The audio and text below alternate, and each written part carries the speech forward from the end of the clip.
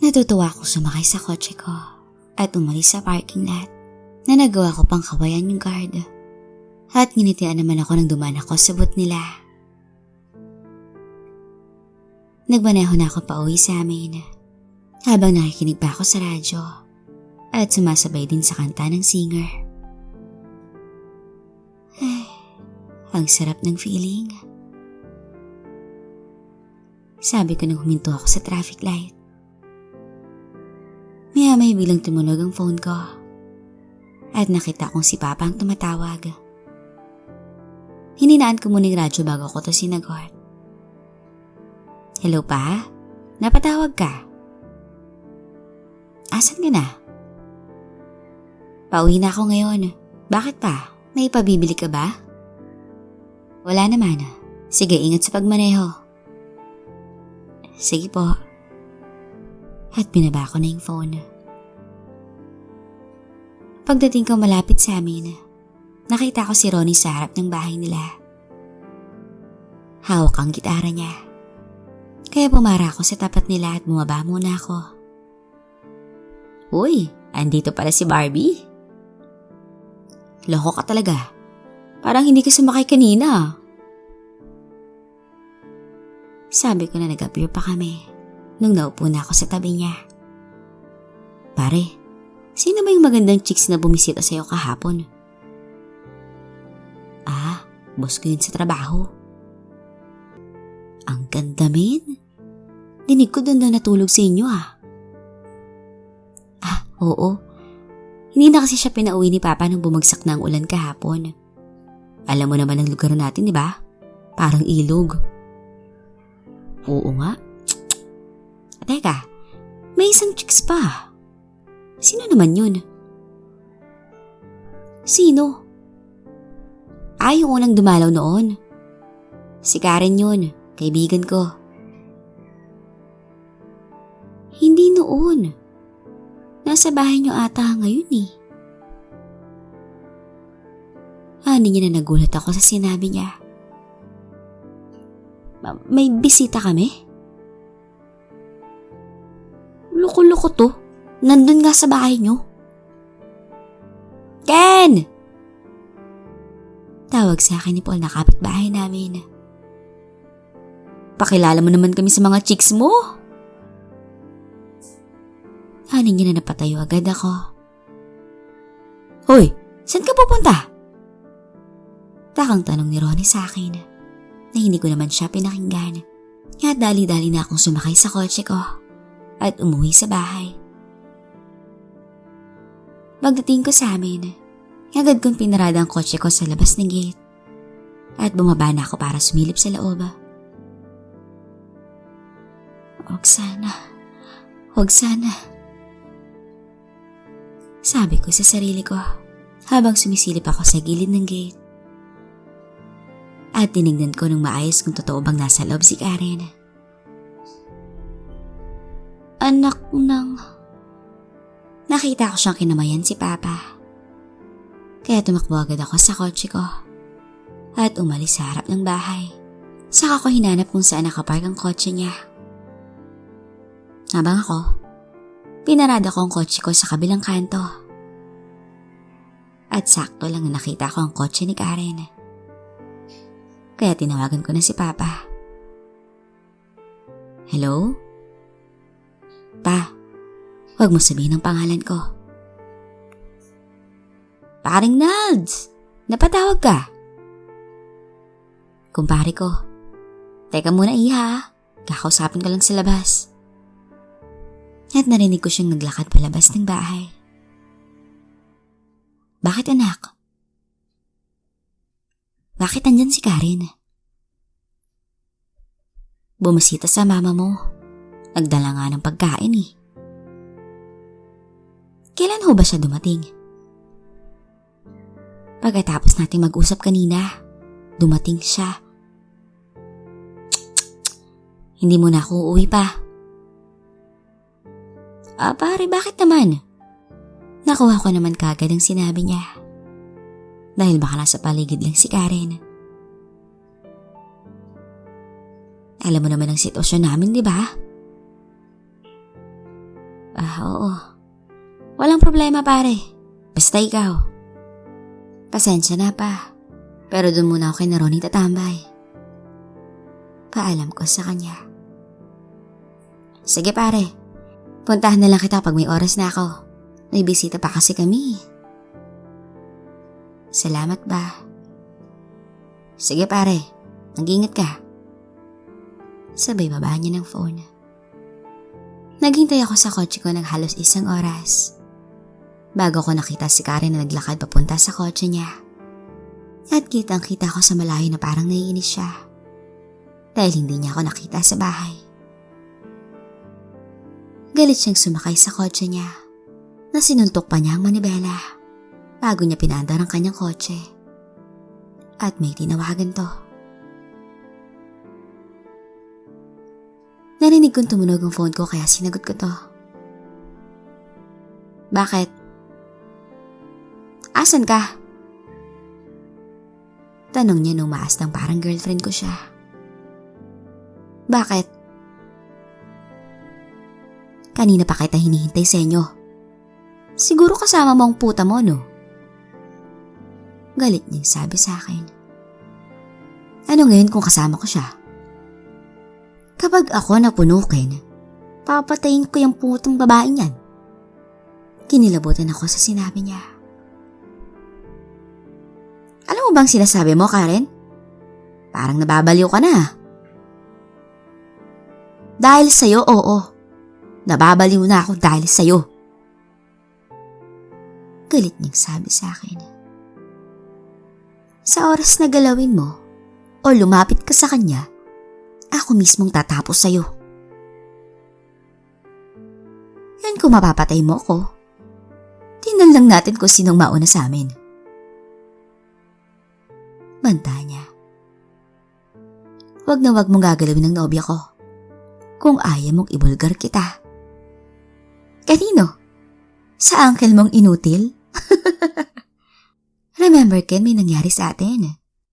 Tingin mo ba makikinig ang uncle mo sa'yo? Paniniwalaan ako ng uncle ko. Good luck sa'yo, Ken. Mas kilala ko ang uncle mo kaysa sa'yo. Kaya mag-ingat ka sa susunod mong sasabihin.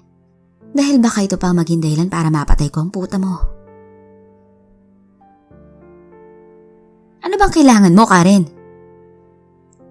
Ano bang kailangan gawin ko para layuan mo siya? Para layuan kami.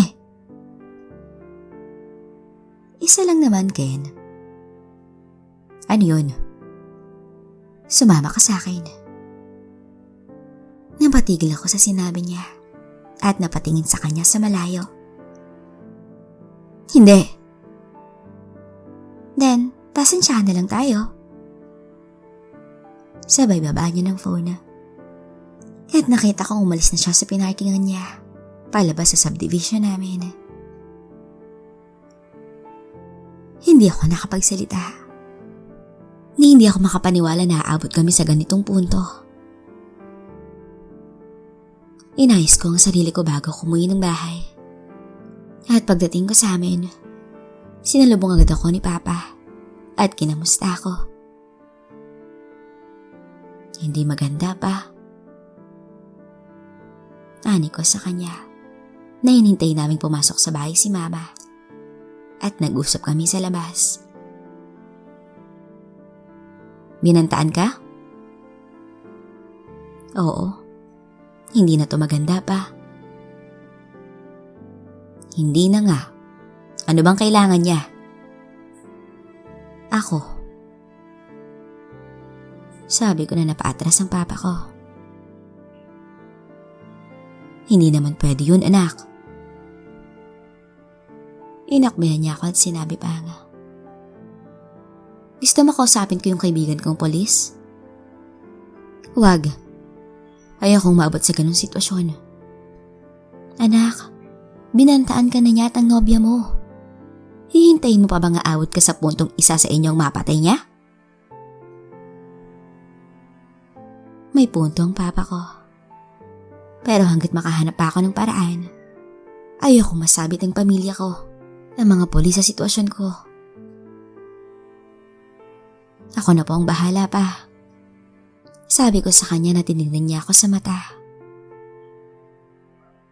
Nasa likod mo lang ako, anak. At tumangutang mo lang ako kay Papa. Tinext ko si Ma'am Chelo para ipaalam sa kanya na nakarating na ako ng bahay. Oh, that's good. Sleep well. Alam kong pagod ka. At pagkatapos noon, nahiga na ako sa kama. At nag-isip ng paraan sa sitwasyon ko kay Karen. Kinabukasan ay pumasok ako sa trabaho. At pag-akyat ko sa itaas, si Dayan lang ang nakita ko sa reception's desk. Nasaan si Lisa? Hindi pumasok. Pangalawang araw na. Nga pala, bakit hindi ka pumasok kahapon? Bumaha kasi sa amin. Hindi ako nakaalis. Ganun ba? Ang dami nga rin hindi nakapasok kahapon eh. Dahil sa baha. Pati na rin si Ma'am Chelo. Ganun ba? Oo. Mag-usap na lang tayo mamaya ha. Papasok na ako. Paalam ko sa kanya. At muli naman itong umupo sa likod ng desk niya. At ako naman ay pumasok na sa loob. Pare, kamusta? Tanong ni Aldwin sa akin pagdating ko sa cubicle ko. Bahaman. Si Jepoy nga hindi pumasok kahapon. Parang ilog daw yung lugar nila. Etong si Jet naman late. Alin ni Aldwin sa akin.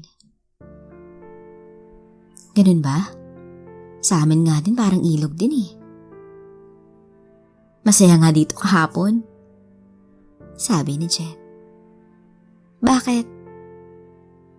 Walang tigre eh. At tumawa sila ni Aldwin. Balita ko nga wala daw si Ma'am Chelo. Sabi ko sa dalawa na nag-appear pa sila. Kaya nga eh. Nag-mini party tuloy kami kahapon. Kayo talaga. Sabi ko na lang sa kanila. Hindi lang nila alam na ako ang mas nag-enjoy kahapon. Dahil kasama ko si Ma'am Chelo. Ayan na pala si Jepoy. Turo ni Aldwin sa kanya nung lumapit na siya sa amin. Pare. Bati ko sa kanya na nag-fist bump pa kami at ngumiti siya sa akin. Maganda ata gising natin ngayon ah. Biro ko sa kanya. Hindi naman. Nag-enjoy lang kahapon. Dagdag pa niya. Dinig ko nga nagkaroon daw kayo ng swimming pool kahapon. Biro ko na tumawa siya. At sinabing, kaya nga enjoy eh. At nagtawanan kaming apat. Nakita ko naman na bumalik na naman ang sigla sa pagkakaibigan namin. Bumalik na ulit ang Ninja Turtles sa opisina. Maya-may nag-email sa akin si Ma'am Chelo. Niyaya niya ako mag-lunch mamaya. Kasama daw si Ma'am Divina. Sige, sasama ako. Reply ko sa kanya sa email. At tinawagan ko naman si Diane para ipaalam sa kanya na sasabay ako sa dalawang amo namin na mag-lunch mamaya. Ay, paano ko? Sorry, order ng boss eh. Madaya. Sige, ako na lang kakain mamaya. Sorry talaga. Ano pa nga bang magagawa ko? Ayun na nga. Sabay ka na lang kaya sa kanilang tatlo. Sabi ko sa kanya. Wag na. Kaya natawa na lang ako. Pare, sasama ka ba sa amin mag-lunch mamaya? Tanong ni Jepoy sa akin. Sorry, hindi ako pwede. Kasama ko magkapatid mamaya. Oh, good luck. Ani ni Jepoy sa akin. Nakinausap niya si Aldwin at si Jet. Pumayag naman ng dalawa na sa buffet uli sila kakain. Ingat na lang, Ken, ha? Ipagdadasal ka namin, man. Mga loko-loko talaga kayo. Hanggang sa dumating ng oras ng lunch break. Nauna akong lumabas sa kanilang tatlo. At nakita ko naman si Dayan na naghahanda na para mag-break. Let's go. Sabi ni Ma'am Chelo nung lumabas siya. Ma'am, may meeting po kayo mamayang 3:00 sa conference room. Paalala ni Dayan sa kanya. Thank you. Let's go, Ken. Tumingin naman ako kay Dayan at nginitian ko to. Kita kong nauna sa loob ng elevator si Ma'am Chelo. At nung sumunod na ako sa loob, tinignan niya ako ng masama. At nang sumara na ang pinto, bininyagan niya ako. Kenneth! Ang sakit nun ah. Ani ko sa kanya. At hindi niya ako pinansin hanggang sa bumukas yung pinto. At lumabas na kami papunta sa parking lot. What took you guys so long? Tanong ni Ma'am Divina na naghihintay sa tabi ng kotse ni Ma'am Chelo. Shut up! Na napailing na lang ang ate niya. Hi, Ken! Hi, Ma'am Divina. Jeez, Divina. At sumakay na kami sa kotse. I told you to call me Divina kung tayo lang. Like Miss Tigers over here.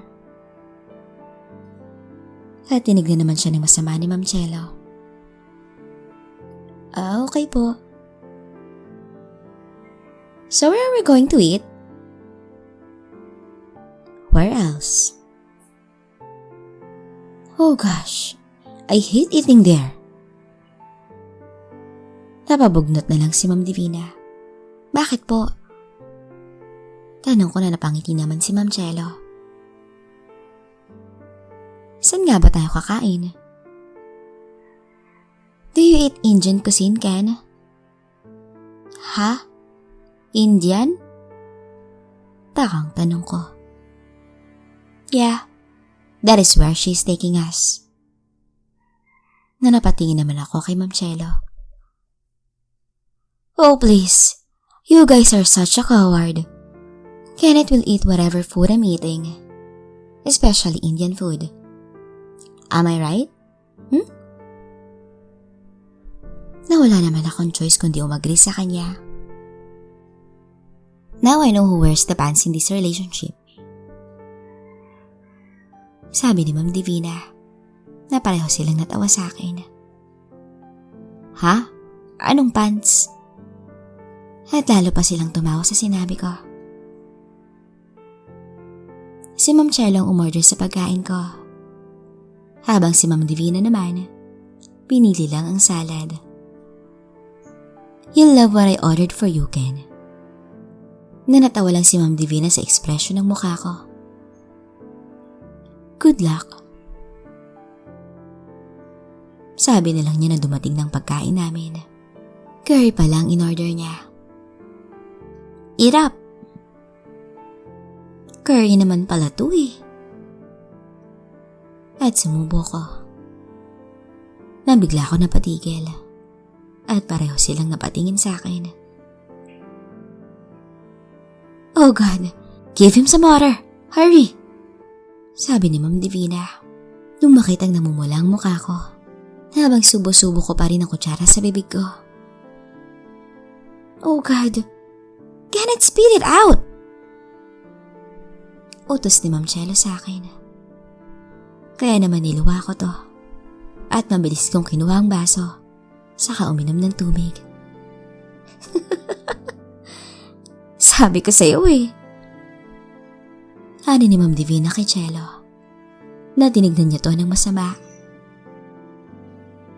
Okay ka na ba? Tubig. Sabi ko pa kay Chelo. Natumakbo naman yung waiter namin para kumuha ng isang pitcher na tubig. Dumaan na lang kami sa drive-thru ng Jollibee at umorder ng pagkain. Sorry, sabi sa akin ni Ma'am Chelo. Nakatabi ko ngayon sa likod ng kotse. Habang si Ma'am Divina naman, umorder ng pagkain namin. Our lunch is a huge disaster, sabi ni Ma'am Divina nung kinain na namin ang in-order niya sa Jollibee sa parking lot office ng building. I'm not going out to lunch with you guys anymore. Not again. Habang umuwiya pa siya ng burger sa loob ng kotse. I'm sorry, Chelo. It's okay. It's my fault for taking you there. Okay lang. Akala ko kasi hindi maanghang eh. Hindi kasi nagbabasa tong si Cherry Lou. Spicy curry ang in-order.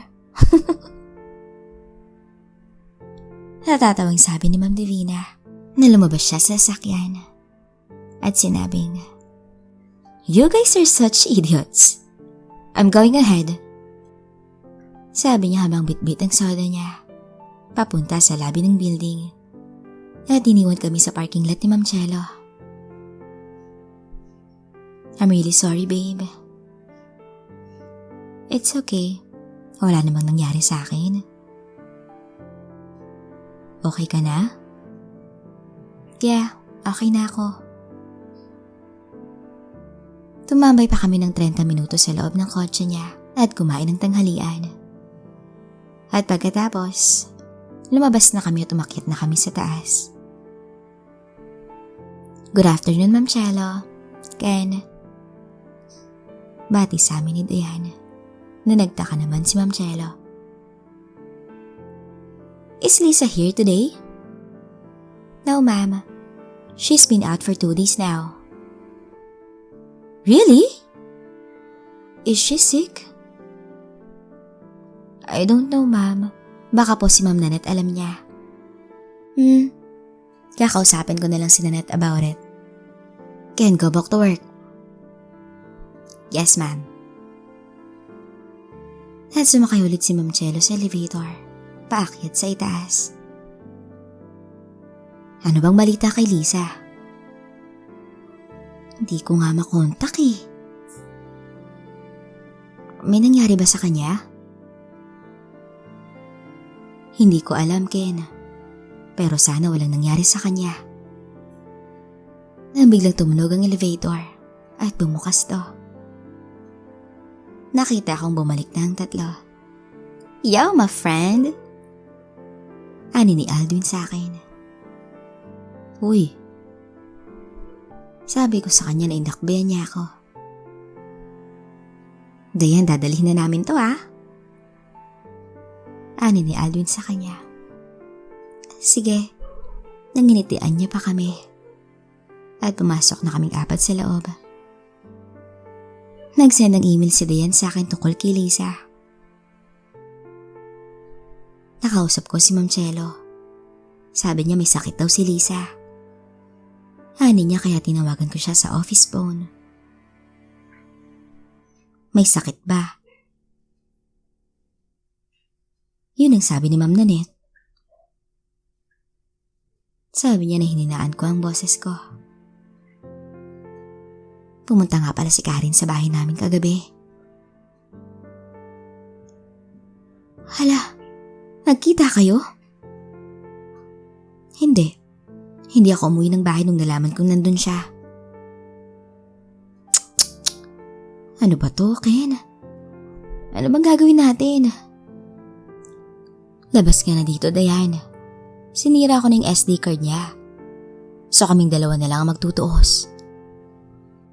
Oo nga, pero hindi pa rin ako mapakali. Pag-aalala niya. Basta cool ka lang. Ako nang bahala sa lahat. Ako ang kailangan niya. Kaya huwag ka na mag-alala. Pasiguro ko sa kanya na napansin ko na parang may nakikinig sa amin. Mag-uusap na lang tayo nito sa susunod Hindi ata safe mag-usap tayo dito. Sige, Ken. Sabay baba niya ng phone. At tumingin ako sa paligid para siguraduhin na walang tao nakikinig sa akin. Para natuloy akong paranoid sa sitwasyon namin ni Karen. Uwian na nung muling tumunog ang phone ko. At nakita ko na nagsend ng message sa akin si Karen. Kilala mo ako kain bilang mabait. At hindi mo ko kilala kung paano ako magalit. Sabi nito sa message niya. Binuksan ko ang naka-attach na file kasama sa text niya. At nakita ko ang picture na sinend niya sa akin nung nakaraang araw. Oh God! Dali-dali akong pumunta sa break room namin at tinawagan siya. Akala mo makakalusot ka, no? Natatawa ang sabi niya. Paano? May kopya ako, of course. Hindi ako kasing bobo na inaakala mo, Ken. Please, Karen. Tama na. Tantanan mo na ako. Hindi pwede, Ken. Nag-grow ka na sa akin eh. Please lang. Maawa ka. Sige. Kung gusto mong layuan kita, pumunta ka sa Sabado. Pero hindi ako nagsalita. Or else, ipapadala ko to kay Tisay. Wag! Napasigaw ako sa telepono na tinitingnan ako ng mga kasamahan kong dumaraan sa loob ng break room. Titignan ko kung makakapunta ako. Huwag mong tingnan. Gawin mo. Sabay baba niya ng phone. Kaya napaupo na lang ako sa upuan ko. At napayuko sa mesa. Bumalik ako sa cubicle ko. At tulalang nakatingin sa monitor. Hindi ko na alam kung anong gagawin ko. Napatingin ako sa orasan. Mag-alas 5:30 na pala. Kaya pala tahimik na ang paligid. Kaya naman nagligpit na ako ng gamit ko at lumabas na ng office. Napansin ko na wala na din doon si Diane. Bumaba na ako at pumunta na sa sasakyan ko. Nang may nakita ako nakalagay na maliit na papel sa wiper ko.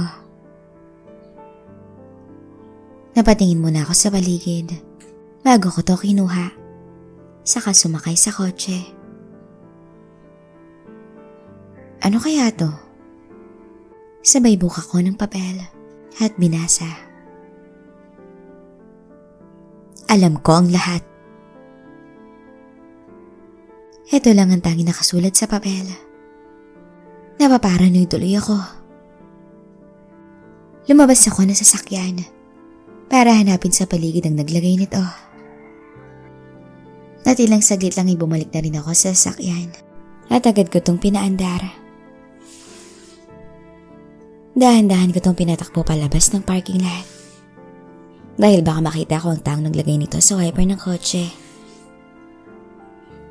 Sinubukan kong tawagan si Diane. Pero hindi siya sumasagot sa kanyang phone. Sinubukan ko ring tawagan si Lisa. Pero hindi rin siya sumasagot. Lalo tuloy akong napaparanoid. Dahil tingin ko, ako na lang atang mag-isa sa laban na to. Pagdating ko ng bayan, nakita ko ang kapatid ko na nakatambay sa sala. Nakauwi na ba si Papa? Wala pa, Kuya. Si Mama. Nandun kina Uncle Jan. Si Uncle Jan. Bulong ko sa aking sarili. Oo, kina Uncle Jan nga. Bingi ka ba, Kuya? Sagot ng kapatid ko na hindi ko tinignan dahil nakatutok to sa pinapanood niya sa TV. Alis na muna ako. At kinawayan lang niya ako. At ako naman Agad ako sumakay sa kotse at pumunta ako sa bahay ni na Uncle John para kausapin siya. At pagdating ko doon, sina Auntie Ingrid lang at Mama ang nandoon. Wala si Uncle John? Tanong ko sa auntie ko. Wala. O anak, kumain ka na ba? Tanong ng aking ina. O may pagkain dyan, muha ka na lang. Ani naman ang auntie ko. Ay hindi po ako gutom. Kailan mo ba uwi si Uncle John? Sa susunod na linggo pa ang uwi noon. Ha? Bakit po? Asan ho ba siya? Nasa Cebu. Hindi ba niya nasabi sa'yo? Abay oo nga. Halos hindi na nga kayo maghiwalay sa sobrang close niyo. Sagot naman ng aking ina. Ay hindi po eh. Kailan siya umalis? Kaninang umaga lang. Teka, bakit mo ba hinahanap ang uncle mo? Tanong ng ante ko sa akin. Wala lang po. Ang tagal na rin kasi namin hindi nagkita. Pagsisinungaling ko sa kanya. Sa Lunes pa ang uwi noon. Napakamot ako sa batok. Akala ko nandito siya. Umuwi kami ng bahay sakay ang mama ko. At nagdala pa siya ng empanada na gawa ng Auntie Ingrid ko. At nagkukwento pa si mama tungkol sa business venture nilang mag-asawa. At balak daw niya mag-invest ng pera. Ikaw po ang bahala. Ani ko sa kanya.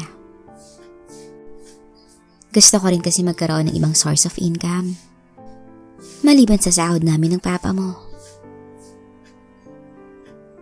Pag-isipan niyo na muna, ma. At kausapin mo muna si papa tungkol dyan. Sa bagay. Tama nga yun, anak. Kakausapin ko na munang papa mo. Pagdating namin ng bahay, nakita kong gumagawa ng homework si Dominic. At natawa na lang ako. Dahil napansin ni mama nakakasimula pa lang niya. At kanina pa pala niya to pinagsasabihan na gawin na ang homework niya. Umakyat na ako sa kwarto ko. Nahiga sa kama. At nag-isip kung anong gagawin ko kay Karen. Tinawagan ko si Uncle John. Pero hindi siya sumasagot. Nagtataka na ako kung nasaan ang mga taong to. Bakit ni isa sa kanila walang sumasagot sa tawag ko? Biyernes ng umaga nung nag-drive ako papunta sa trabaho. Kausap ko si Ma'am Chelo nun sa telepono. Tungkol sa bakasyon namin ngayong weekend sa Baguio. Gusto ko bumili ka ng supplies natin para hindi na tayo labas ng labas. Para lang bumili ng mga kakailanganin natin. Sabi nito sa telepono. Bigyan mo ako ng listahan ng bibilihin ko. Para mabili ko lahat mamaya after work. No, sasamahan na kita. May gusto rin kasi akong bilhin. Saan tayo bibili ng supplies? Tanong ko sa kanya. Sa SM tayo. Kailangan ko rin kasing bumili ng mga bagong damit at sweaters para masuot natin doon. Sige, ikaw ang bahala, babe. Malapit ka na sa work? Isang block na lang ako. Ikaw? Malapit na rin ako. Sige, magkita na lang tayo mamaya after work, ha? Hindi ba tayo sabay mag-lunch? Tanong ko sa kanya. No. Sasamahan kasi namin si Papa sa airport. Uuwi kasi sa Barcelona. Alright. Ingat ka, babe. Ikaw din. Bye. At binaba niya na ang phone. Sakto din na dumating na ako sa parking lot at pinarada ko na ang kotse ko. Saka umakyat sa taas. Nakita ko na si Beta nilang mag-isa sa reception's desk. Kaya nagtaka ko at napatanong kung nasan ang dalawa. Si Lisa may sakit pa rin at si Dea naman, no call, no show. Ano kaya nangyari dun sa dalawa? Tanong ko sa aking sarili nung pumasok na ako papunta sa cubicle ko. Morning, boys! Bati ko kila Aldwin at Jet. Oh, wala si Jepoy? Wala. Tumawag kanina. Hindi daw papasok. Masama ang katawan. Ganun? Hindi pa ba humupa yung bahas sa kanila? Hindi ko alam. Sagot ni Aldwin na napatingin ako sa cubicle ni Jepoy at nag-alala sa kanya. Teka, tawagan ko siya. Nakailang ring pa bago niya to sinagot. At nilagay ko sa speaker mode para marinig ng dalawa. Boy, kamusta na pre?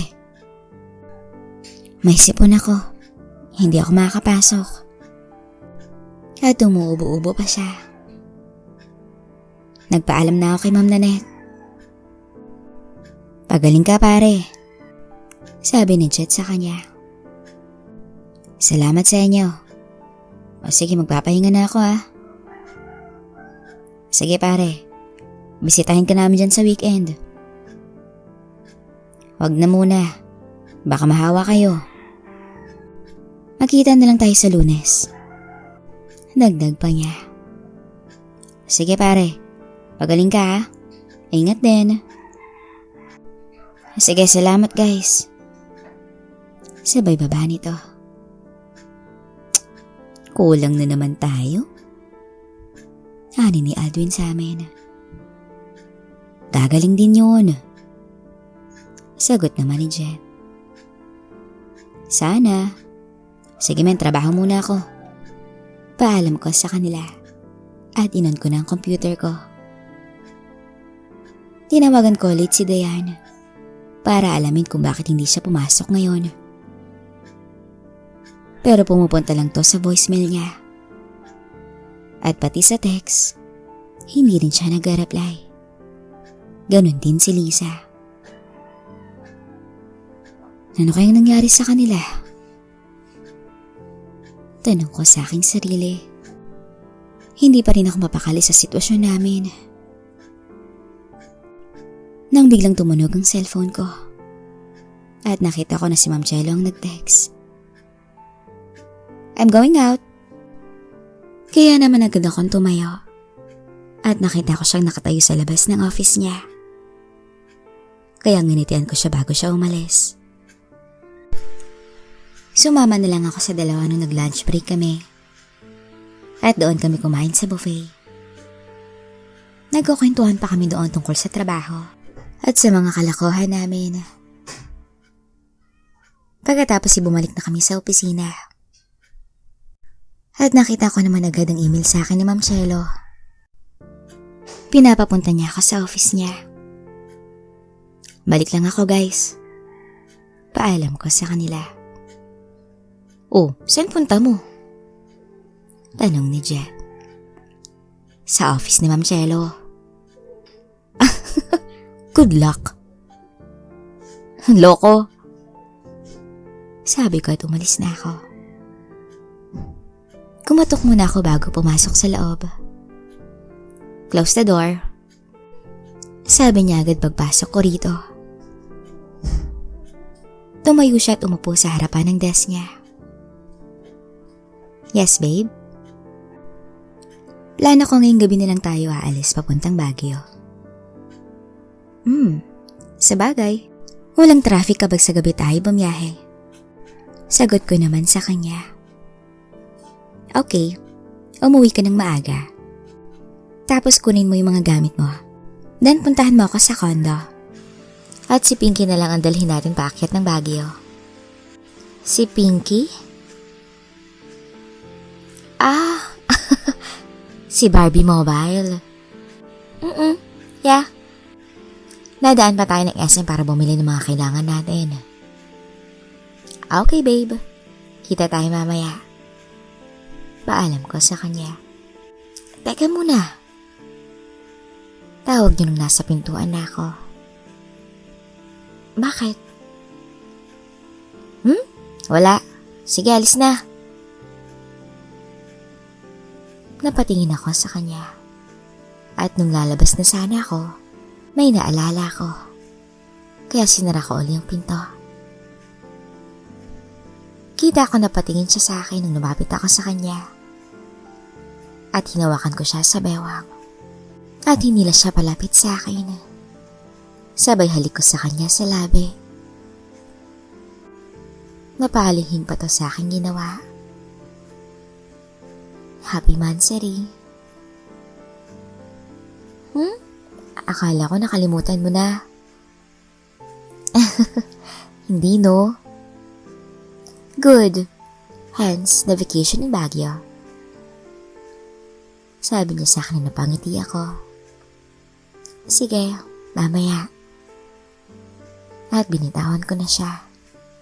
Saka ako lumabas ng office at bumalik sa cubicle ko. Go home. Email sa akin ni Ma'am Chelo nung mag-aalas 4 na ng hapon. Kaya napangiti na lang ako at nag-reply na, will do, babe. Na hindi na siya nag-reply. Nagligpit na ako ng mga gamit ko at nagpaalam na sa dalawa. Aga! Sabi ni Jet. May lakad ako eh. Nagpaalam na ako kay Ma'am Chelo. Oh, sige tol. Kita-kits na lang sa Lunes. Sagot naman ni Aldwin sa akin. At lumabas na ako.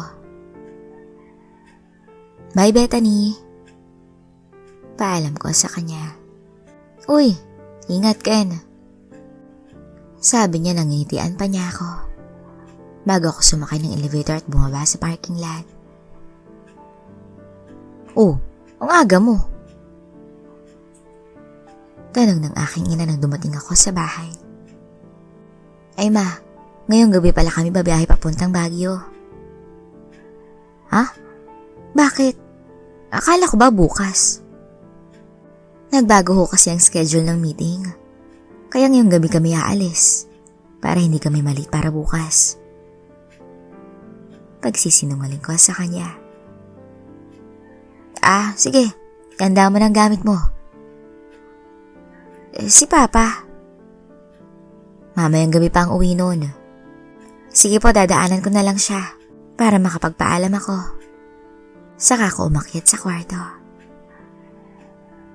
Pagkatapos makapag-impake, nagpaalam na ako sa aking ina. Ingat sa biyahe.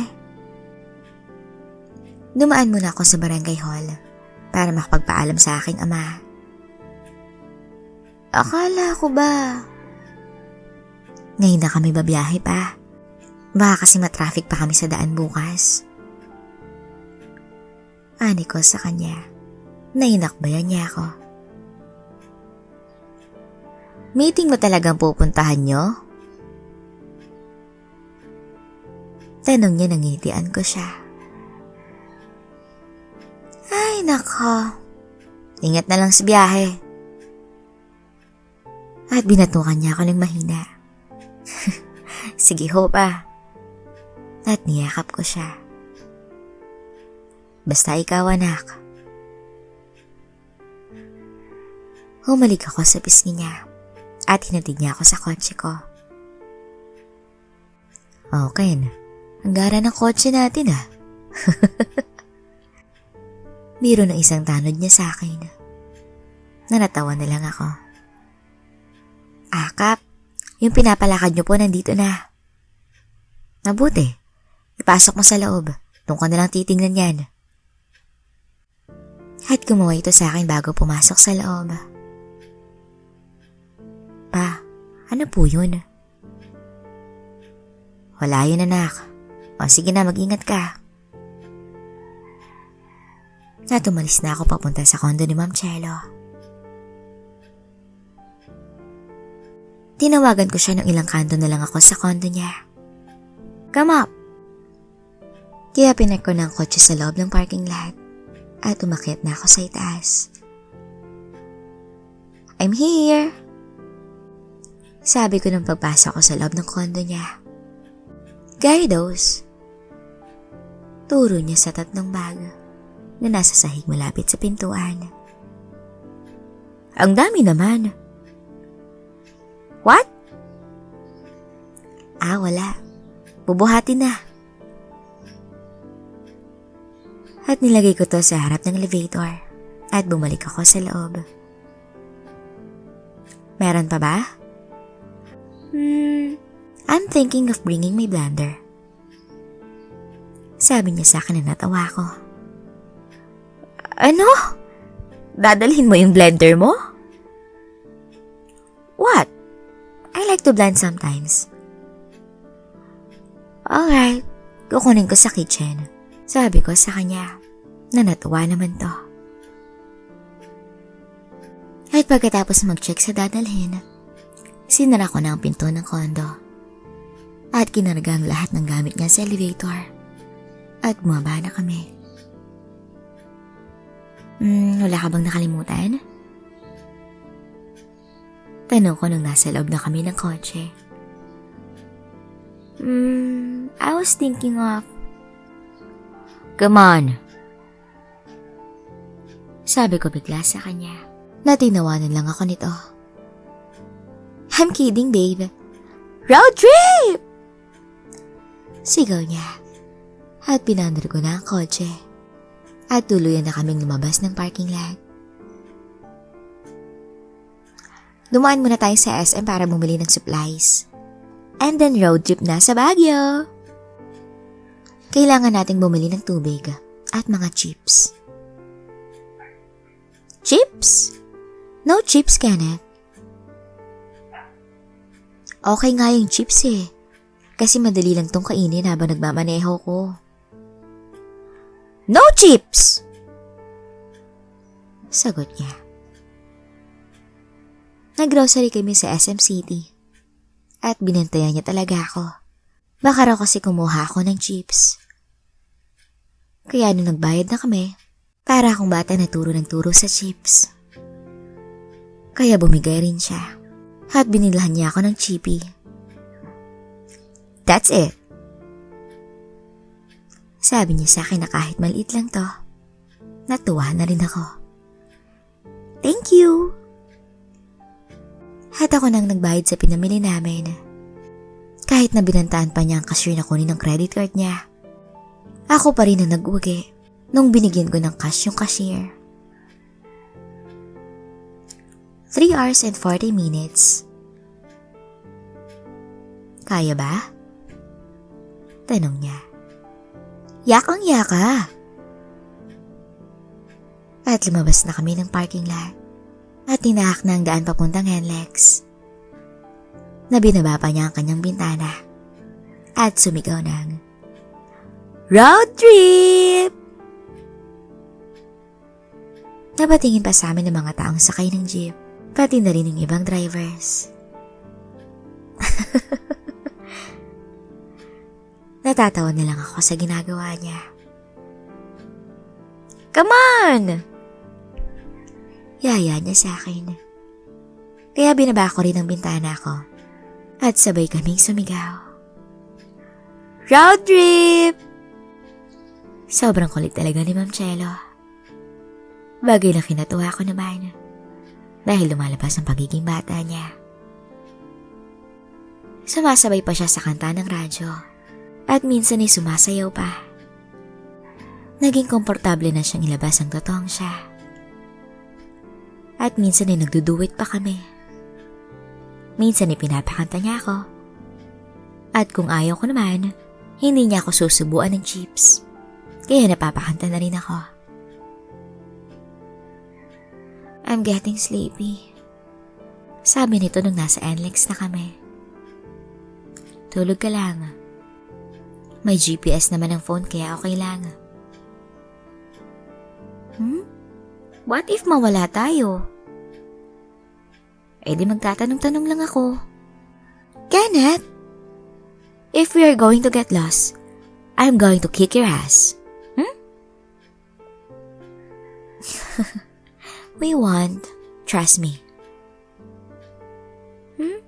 Fine, babe. I'm going to take a nap. Sabi niya na umawak pa sa braso ko bago siya natulog. Hininaan ko naman ang radyo para hindi siya maistorbo. At sinara ko na rin ang mga bintana para makatulog siya ng maayos. Inon ko ng mahina ang aircon para hindi siya mainitan.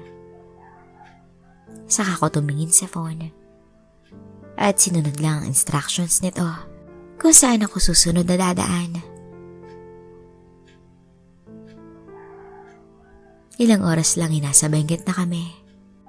At malapit na rin kami sa Baguio nung tinignan ko si Ma'am Chelo na natutulog pa rin. Ngayon ko lang nakitang natutulog si Ma'am Chelo na nakangiti. Ang ganda-ganda niya. Matangos ang ilong. Maganda ang kanyang mga pilik mata na bagay sa kanyang mata. Ang kinis ng kutis. Lalo na ang kanyang mapupulang labi. Babe, eyes on the road. Sabi niya kaya bigla ako napatingin sa kalye.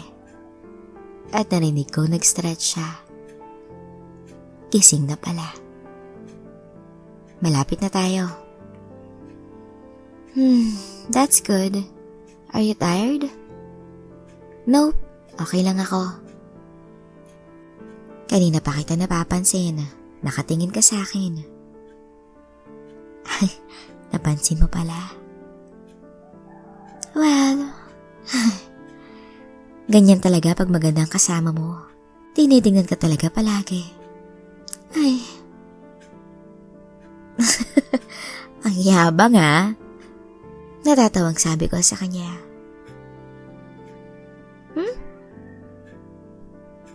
At muli siyang umawak sa braso ko. Eto na ba? Tanong ko sa kanya nung may nakita akong bahay sa dulo ng driveway. Yeah, yun na yung bahay namin dito.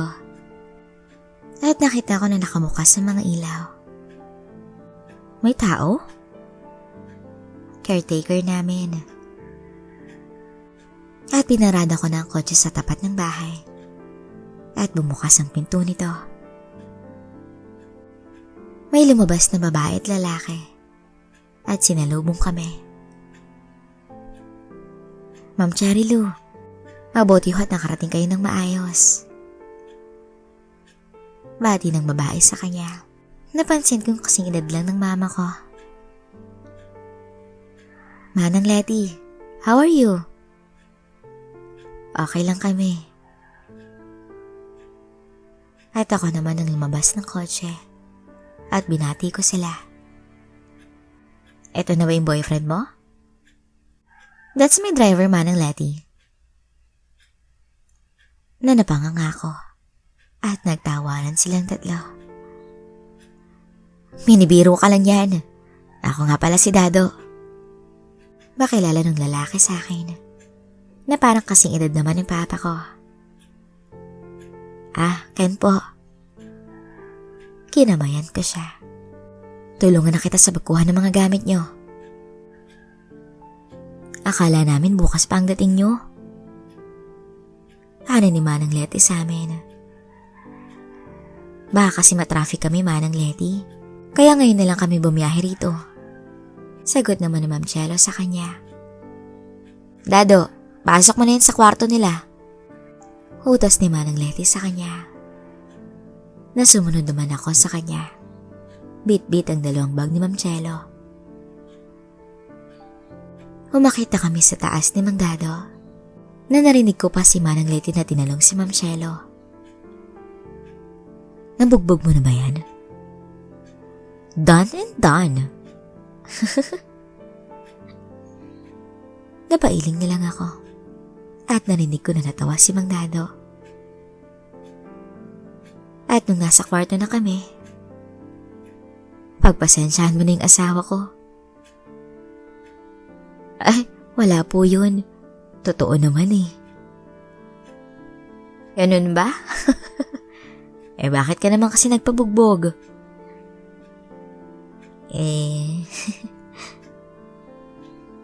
Ganyan talaga yan si Ma'am Cherry Lou. Pero mabait yan at makulit. Oo nga po. Basta mahalin mo lang. At tsak nasasaya ka sa relasyon niyo. Payag niya sa akin. Yun nga po ang ginagawa ko. Mabuti naman. Kasi pag hindi, nako, marami kang makakalaban. At lumabas na siya ng kwarto. Bumaba na kami at naupo sa sofa. Kasama sila Ma'am Chelo at Manang Letty sa sala. Manang, binili niyo po bang binilin ko sa inyo? Oo, andyan na lahat. At kung gusto niyo pang dagdagan, nasa kabilang bahay lang kami ni Dado. Salamat po Manang Letty. Niyakap niya to at si Mang Dado. O siya, mauna na kami para makapagpahinga na kayo. At nagpaalam na silang dalawa at tinatin namin sila sa labas. Teka, sabi niya sa kabilang bahay lang. Wala naman ako nakikitang bahay dito maliban sa bahay niyo Tanong ko kay Ma'am Chelo na sumakay na si Mang Dado at Manang Letty sa jeep nila at kumuway pa sila bago umalis. Medyo malayo-layo lang ang bahay nila. Mga 5 minutes drive mula rito. Kabilang bahay ang tawag dun? Dito siguro.